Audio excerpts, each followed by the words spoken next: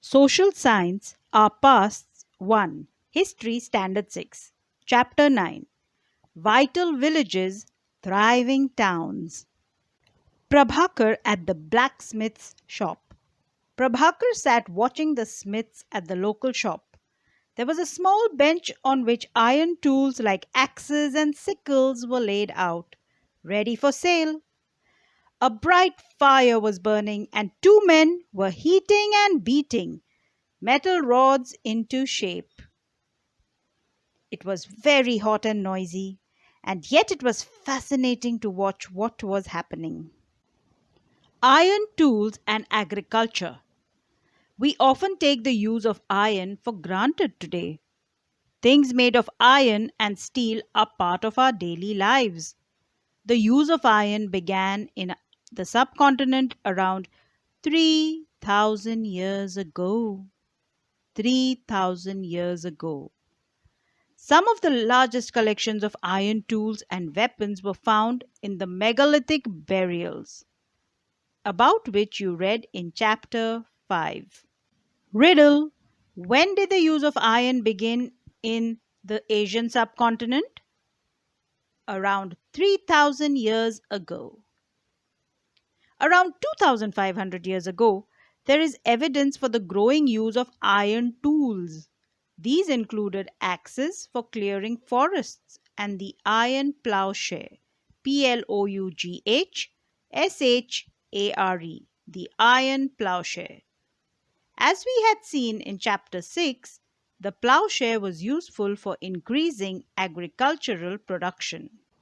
In the comments, write a list of at least 5 objects made of iron or steel that you use almost every day. Some examples could be the sickle, tongs, the axe, etc. Other steps to increase production. Irrigation. The kings and kingdoms you have been reading about could not have existed without the support of flourishing villages. While new tools and the system of transplantation increased production, irrigation was also used. You have learnt about transplantation in chapter 6. Irrigation works that were built during this time included canals, wells, tanks, and artificial lakes. Irrigation works that were built during this time included 1. Canals, 2. Wells, 3. Tanks, and 4. Artificial lakes. Quite ingenious, isn't it? Here are the 9 stages in the construction of irrigation works. 1. Kings need money for armies, palaces, and forts. 2. They demand taxes from farmers. 3. Farmers have to increase production to pay taxes. 4. This is possible with irrigation. 5. Kings provide money and plan irrigation works. 6. Labor is provided by the people. 7. Production increases. Yippee! 8. So does revenue. Revenue is the money, the income. So does revenue increase.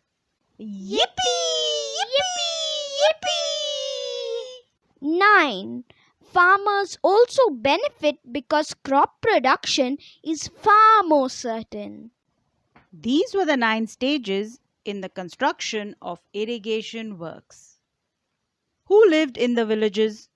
There were at least 3 different kinds of people living in most villages in the southern and northern parts of the subcontinent.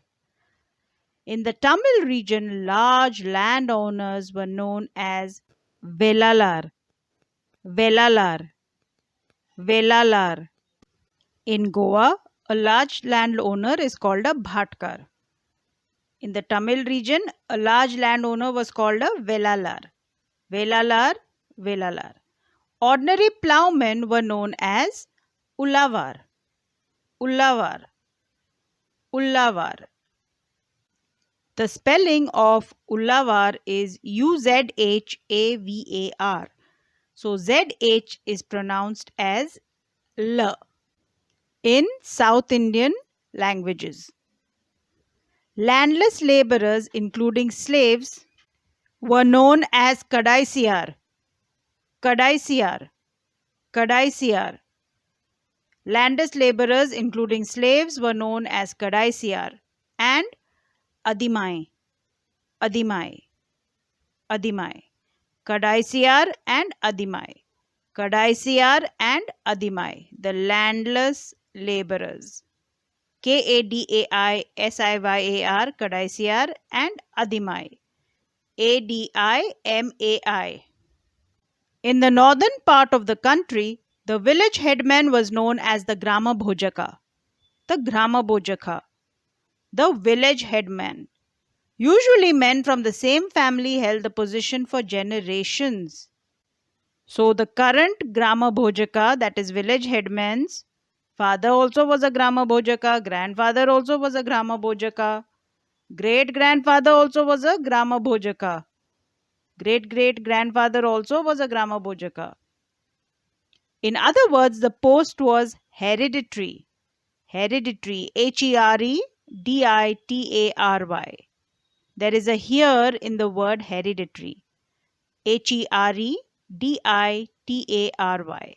The Grama Bhojaka, the village headman, was often the largest landowner. Generally, he had slaves and hired workers to cultivate the land. Besides, as he was powerful, the king often used him to collect taxes from the village.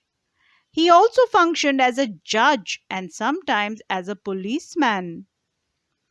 So the Grama Bhojaka was a tax collector, a judge, as well as a policeman. Apart from the Grama Bhojaka, there were other independent farmers known as Grihapatis, most of whom were smaller landowners. And then there were men and women such as the Dasa Karmakara. The Dasa Karmakara, who did not own land and had to earn a living working on the fields owned by others. So the Grihapatis were the smaller landowners and the Dasa Karmakaras were those who did not own any land and plowed the land of others. In most villages, there were also some craftspersons such as the blacksmith, the potter, the carpenter, and the weaver. The earliest Tamil compositions.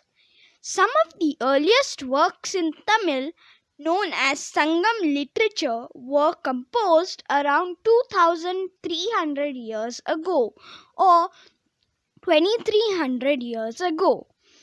These texts were called Sangam because they were supposed to have been composed and compiled in assemblies known as Sangams of poets that were held in the city of Madurai.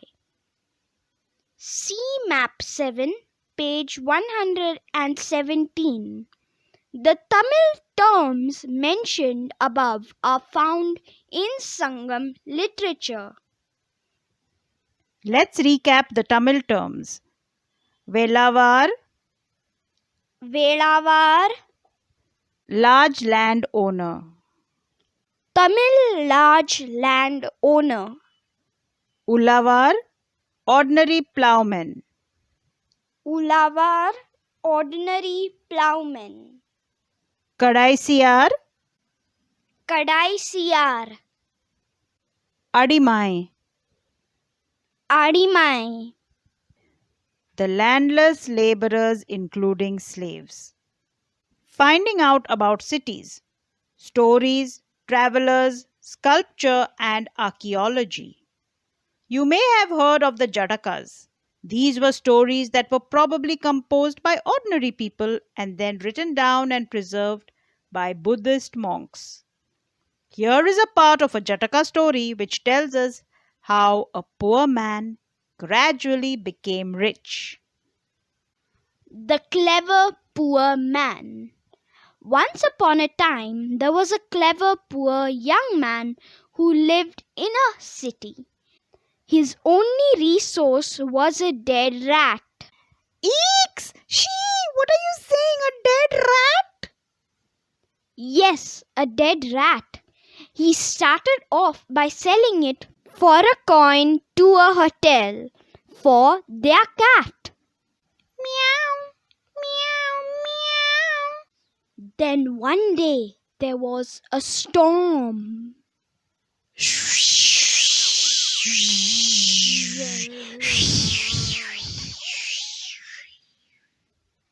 The king's garden was littered with branches and leaves, and the gardener was at a loss as to how to clear the mess. The young man offered to clean the garden if he could keep the wood and the leaves. The gardener agreed at once. Oh, yes, young man, keep the wood and keep the leaves, but just clean this royal mess in my garden. The young man rounded up all the children who were playing with an offer of sweets for every stick and leaf that they could collect. Come here, children, come here, little children.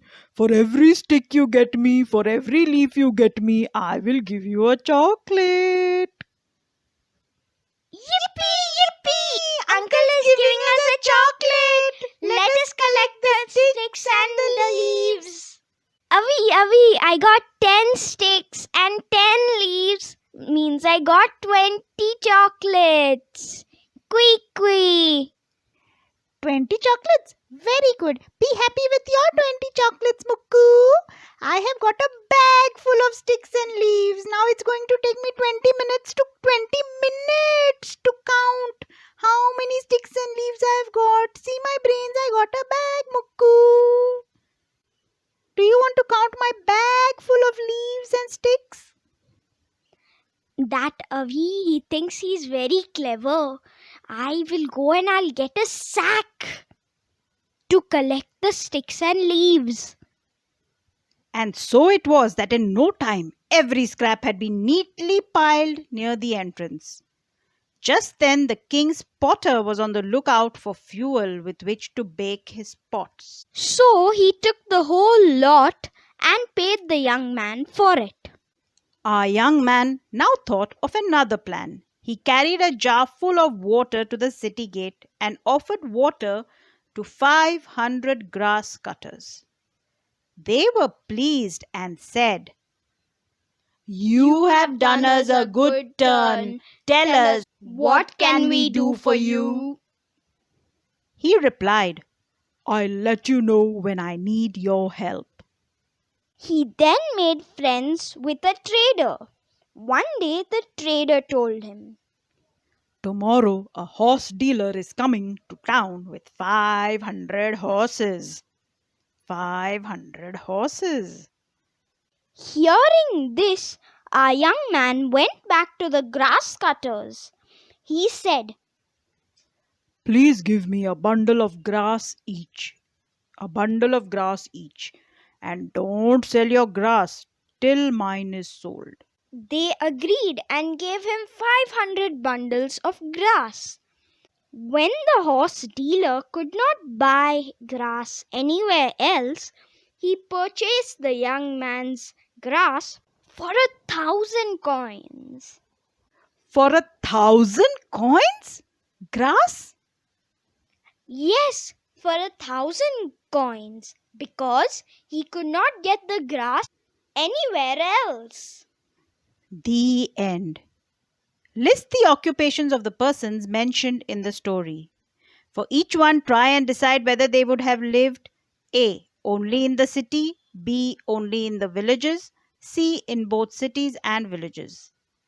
Why do you think the horse dealer was coming to the city? Do you think women could have taken up the occupations mentioned in the story? Give reasons for your answer. We can use other kinds of evidence to find out about life in some of these early cities. Sculptors carved scenes depicting people's lives in towns and villages, as well as in the forest. Many of these sculptures were used to decorate railings, pillars and gateways of buildings that were visited by people. Many of the cities that developed from about 2500 years ago were capitals of the Mahajanapadas that you learnt about in chapter 6. What else happened 2500 years ago? 2500 years ago was the era of the Buddha and the Mahavira. So many of the cities that developed from about 2500 years ago were capitals of the Mahajanapadas. As we had seen, some of these cities were surrounded by massive fortification walls. What is fortification? Fortification is Something that keeps you safe. okay. Fortification means to strengthen, to protect. Forts were built to fortify a place. So, forts were built to protect a place. When protected, a place also would get strengthened. You must have heard of fortified milk, that F logo that says choose only products that have the F logo. F logo means fortified. This atta is fortified with vitamins. Milk is usually fortified with vitamin D. That is, extra vitamin D is added to milk to make it more strengthening. In many cities, archaeologists have found rows of pots or ceramic rings arranged one on top of the other. These are known as ring wells. They seem to have been used as toilets in some cases and as drains and garbage dumps. These ring wells are usually found in individual houses. So, what is a ring well? A ring well is a row of pots, or it is ceramic rings arranged one on top of the other. What is a ring well used for? Drawing water. That is the answer you would give if you were an ignoramus. That is why it is so important to read your textbook. Ring wells seem to have been used as toilets in some cases and as drains and garbage dumps, and certainly not to draw water. We have hardly any remains of palaces, markets, or of homes of ordinary people. Perhaps some are yet to be discovered by archaeologists. ARCH Arch, AEO LOGISTS, archaeologists. Others made of wood, mud brick, and thatch may not have survived. Thatch, THAT, that, CH, thatch, thatch. That and ch make a thatched roof. THATCHED, thatched roof. Another way of finding out about early cities is from the accounts of sailors and travelers who visited them. A sailor went to sea to see what he could see. One of the most detailed accounts that has been found was by an unknown Greek sailor. He described all the ports he visited. Find Bharuch, BHARUCH, on map 7, page 117, and then read his description of the city. Bharuch, BHARUCH, is a city in Gujarat. It is quite close to the city of Vallabhi. Remember, Vallabhi was the place where the teachings of the Mahavira were first written down 1500 years ago. The city of Bharuch had a Greek name. In Greek, it was called Barygaza. Barygaza, Barygaza. I have a friend whose surname is Bharucha, and she is from Bharuch. The story of Barygaza, the Greek name for Baruch. The gulf is very narrow at Barygaza and very hard to navigate for those coming from the sea. Ships had to be steered in by skillful and experienced local fishermen who were employed by the king. The imports into Barigaza were wine, copper, tin, lead, coral, topaz, cloth, gold, and silver coins. Exports from the town included plants from the Himalayas, ivory, agate, carnelian, cotton, silk, and perfumes. Special gifts were brought by merchants for the king. These included vessels of silver, singing boys, beautiful women, fine wines, and fine cloth. Ooh la la! Can you imagine singing boys and beautiful women as gifts? Make a list of all the things imported and exported from Barigaza. Underline at least two things that were not in use during Harappan times. Why do you think merchants brought gifts for the king? Another way of finding out about early cities is from the accounts of sailors and travelers who visited them. This is one famous traveler who wrote a lot about his travels. Ibn Battuta ta ta पहन के जूता ta ta Ibn Battuta पहन के जूता निकल पड़े तूफान में थोड़ी हवा नाक में घुस गई थोड़ी घुस गई कान में. Yes, Ibn Battuta too was a traveler who wrote accounts of all that he saw and observed during his travels. A travelogue is a written account of all that you experience during your travels. Travelogue, travelogue. Archaeologists found a ring well in Delhi. In what ways do you think this system of drainage was different from that of the Harappans? Coins. You may have noticed how wealth is measured in terms of coins in the story on page 90. Archaeologists have found several thousands of coins belonging to this period. The earliest coins which were in use for about 500 years were punch-marked coins, such as the one shown in the picture.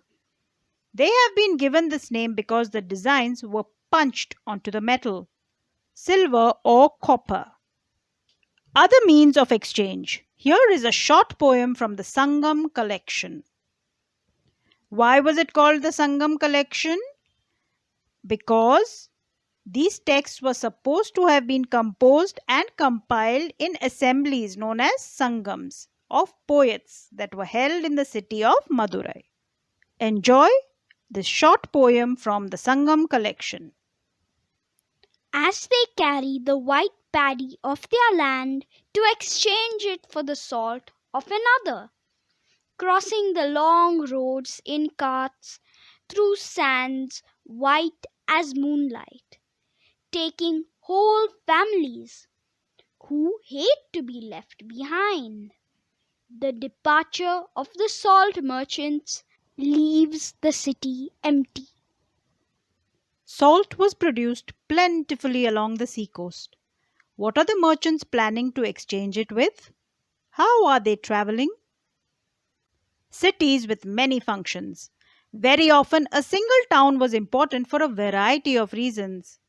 Let us look at the example of Mathura, map 7, page 117. Mathura is a city in the north of India. It is approximately on the same latitude as the flower city of Kannauj. Mathura has been an important settlement for more than 2,500 years. It was important because it was located at the crossroads of two major routes of travel and trade, from northwest to the east and from north to south. Where is the northwest? The northwest is Pakistan side. And where is the east? East is the Bengal side. And from the north to the south, there were fortifications around the city and several shrines. Farmers and herders from adjoining areas provided food for people in the city. Mathura was also a center where some extremely fine sculpture was produced. Around 2000 years ago, Mathura became the second capital of the Kushanas, about whom you will be reading in chapter 10. Mathura was also a religious center. There were Buddhist monasteries, Jaina shrines, and it was an important center for the worship of Krishna. Riddle time. I am a city that has been an important settlement for more than 2500 years. I am located at the crossroads of two major routes of travel and trade, from the northwest to the east and from the north to the south. Around 2000 years ago, I became the second capital of the Kushanas. I am also a religious center with many Buddhist monasteries, Jain shrines, and I am an important center for the worship of Krishna. Which city am I? Mathura. Several inscriptions on surfaces such as stone slabs and statues have been found in Mathura.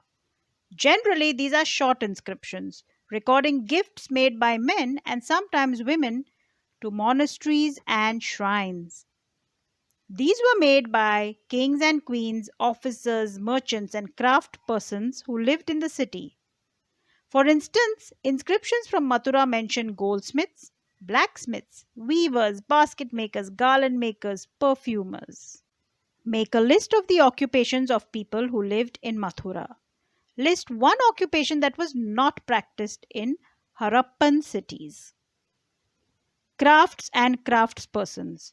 We also have archaeological evidence for crafts. These include extremely fine pottery known as the Northern Black Polished Ware. Northern Black Polished Ware. NBPW, Northern Black Polished Ware, gets its name from the fact that it is generally found in the northern part of the subcontinent. It is usually black in color and has a fine sheen. A sheen is a shine. Remember that the archaeological evidence for many crafts may not have survived. We know from texts that the manufacture of cloth was important. There were famous centers such as Varanasi in the north and Madura in the south. Varanasi in the north and Madura in the south. Both men and women worked in these centers. Many craftspersons and merchants now formed associations known as Shrenis. Shrenis. These Shrenis of craftspersons provided training, procured raw material, and distributed the finished product. Then Shrenis of merchants organized the trade. Shrenis also served as banks where rich men and women deposited money. This was invested and part of the interest was returned or used to support religious institutions such as monasteries. Monasteries are also called viharas. So, what are Shrenis? Shrenis are basically associations formed by craft persons and merchants. What did they do? They provided training, procured the raw material, and distributed the finished product. They also organized trade. They also served as banks. And whatever interest that was earned, they supported monasteries and religious institutions with it. So, Shrenis are basically associations of craftspersons and merchants. This is such a lovely example of teamwork makes the dream work. So, the craftspeople would make the crafts, the merchants would either procure the raw material and give it to the craftspersons would make the finished product, and the merchants would help to sell the finished products. In addition, they would also serve as banks. And then the interest they would share with the monasteries. Teamwork does make the dream work. Rules for spinning and weaving. These rules are from the Arthashastra. Arthashastra, mentioned in chapter 8. They describe how spinning and weaving could be done in workshops under the supervision of a special official. Widows, young women who are differently abled, nuns, mothers of courtesans, retired women servants of the king, women who have retired from service in temples may be used for processing wool, bark, cotton, hemp, and flax. They should be paid according to the quality and quantity of work. Women who are not permitted to leave their homes can send maid servants to bring the raw material from the superintendent and take the finished work back to him. Women who can visit the workshop should go at dawn to give their work and receive their wages. There should be enough light to examine the work. In case the superintendent looks at the woman or talks about anything other than the work, he should be punished. If a woman does not complete her work, she will have to pay a fine and her thumbs can be cut off. Yes, you heard that right.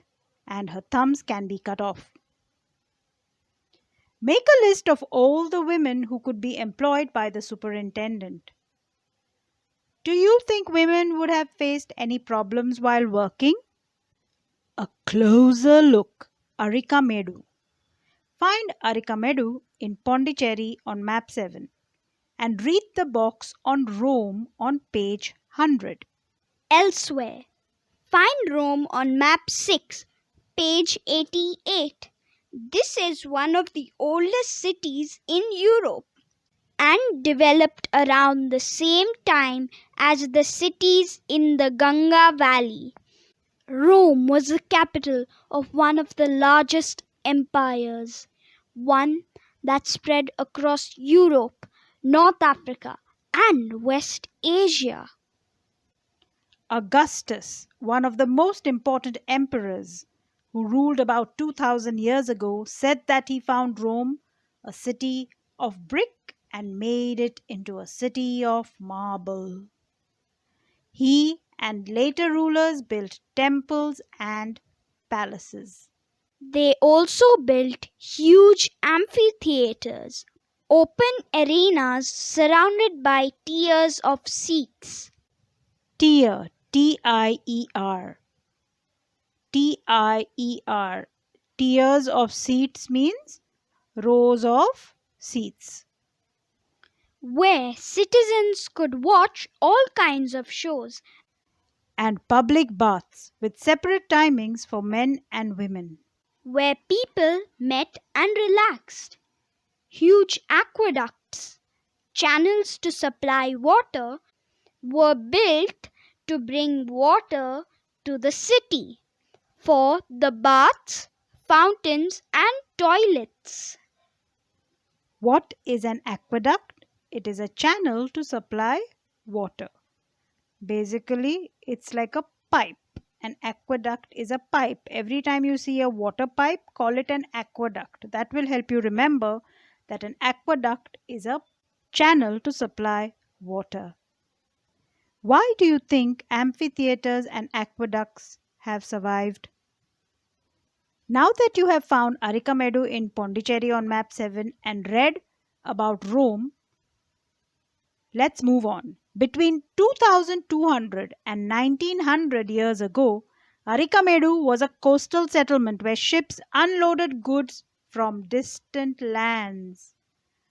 A massive brick structure, which may have been a warehouse, was found at the site.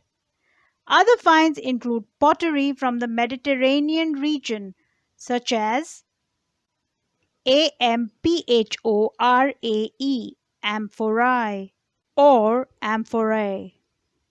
Tall, double-handled jars that contained liquids such as wine or oil, and stamped red glazed pottery known as Aratinware, which was named after a city in Italy. Aratin, Aretine, Aratin, Aratin, Aratinware, which was named after a city in Italy. Repeat after me. Amphorae, Amphorae, amphorae, amphorae, amphorae. amphorae. Tall double-handled jars that contain liquids such as wine or oil. Amphorae. amphorae, amphorae, amphorae.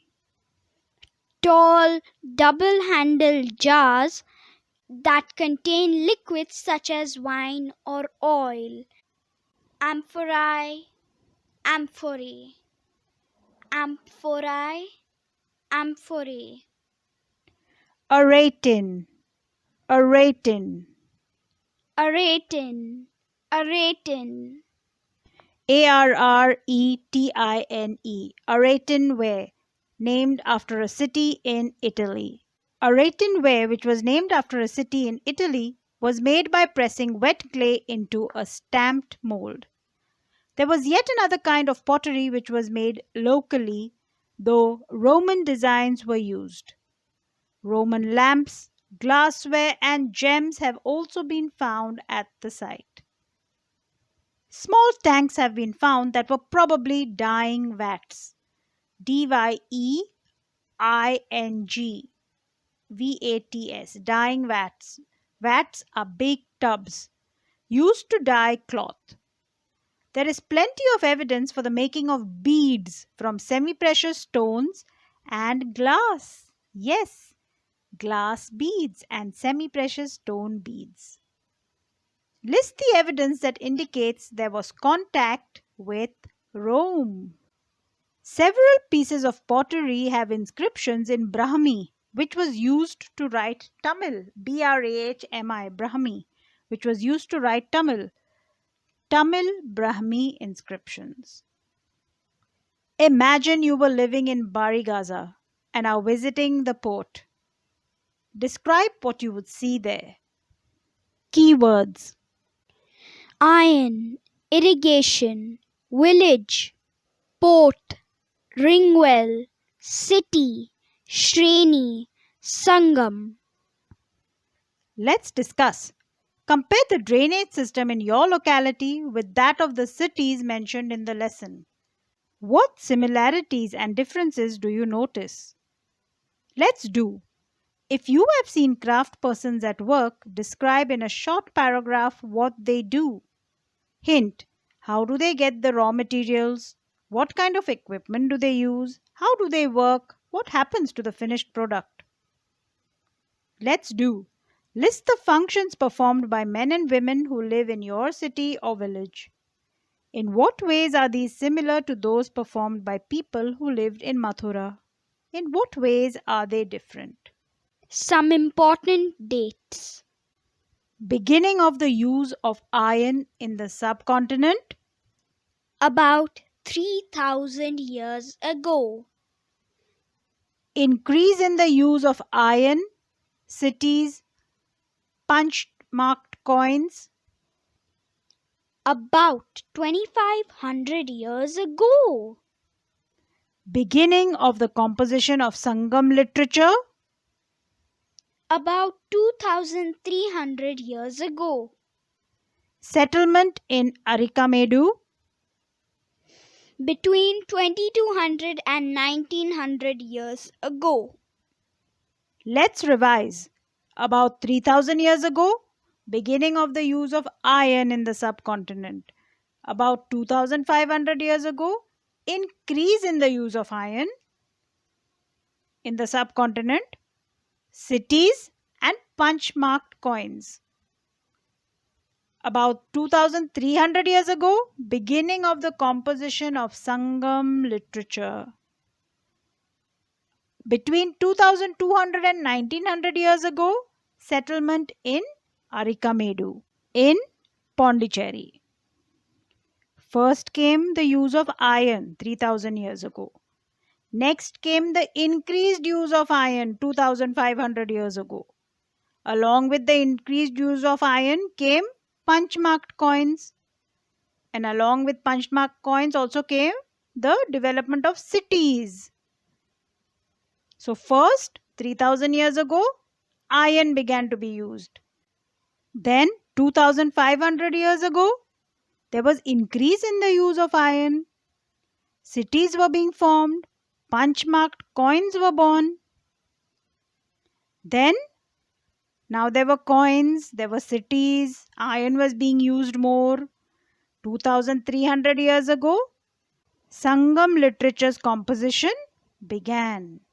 2300 years ago, Sangam literature's composition began. And after that, 2200 to 1900 years ago, settlement started in Arikamedu, Pondicherry. Settlement started in Arikamedu, Pondicherry between 2200 to 1900 years ago. Thank you for learning about vital villages and thriving towns. Thank you, Lord.